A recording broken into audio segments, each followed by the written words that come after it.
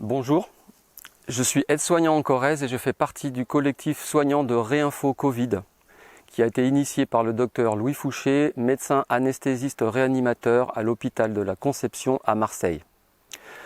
Vous le savez, des films, des livres, des faits soulignent que nous vivons le plus grand scandale sanitaire du XXIe siècle. La situation politique est extrêmement grave car le gouvernement parle d'une crise sanitaire majeure sans accorder aucun moyen supplémentaire aux hôpitaux, en fermant des milliers de lits et en enlevant aux médecins leur liberté de prescrire. L'unique solution préconisée est d'acheter et d'injecter des millions et des millions de doses de vaccins.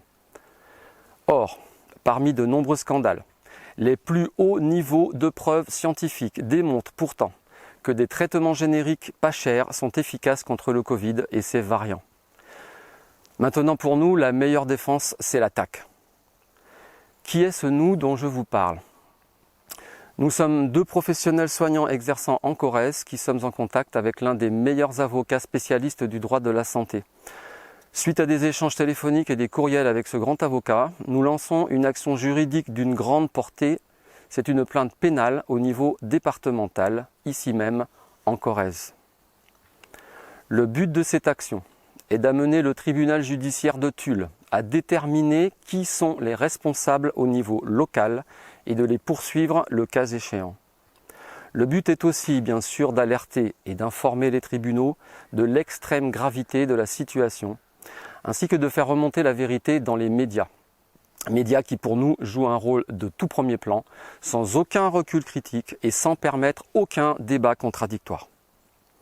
Nous invitons les habitants de Corrèze à se joindre à cette plainte collective afin de lui assurer la portée juridique et médiatique que la gravité de la situation exige. Notre plainte pénale collective est portée par maître Jean-Pierre Joseph, très célèbre avocat en droit de la santé, depuis 1969. Il est le doyen des avocats du barreau de Grenoble.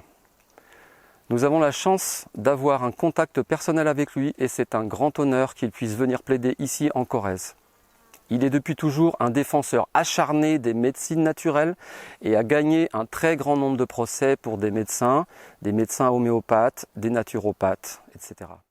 Vous verrez ci-dessous que maître Joseph est en lien très étroit avec Réinfo Covid, le comité Corona et l'avocat germano-américain anticorruption Rainer Fulmich et l'association Bon Sens qui est présidée par le professeur Christian Perron.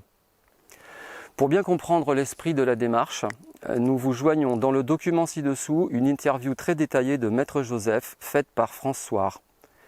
Ils sont abordés le contexte et les modalités de la plainte en question, ainsi que les autres plaintes qui sont déjà déposées à Grenoble et au tribunal judiciaire de Paris. Les fondements juridiques en sont, premièrement, tentative d'empoisonnement, deuxièmement, mise en danger de la personne, et enfin, troisièmement, mise en péril de mineurs par personne ayant autorité. Dans un premier temps, cette plainte collective est une plainte contre X. Les responsabilités au niveau départemental devront être recherchées et établies lors de l'instruction.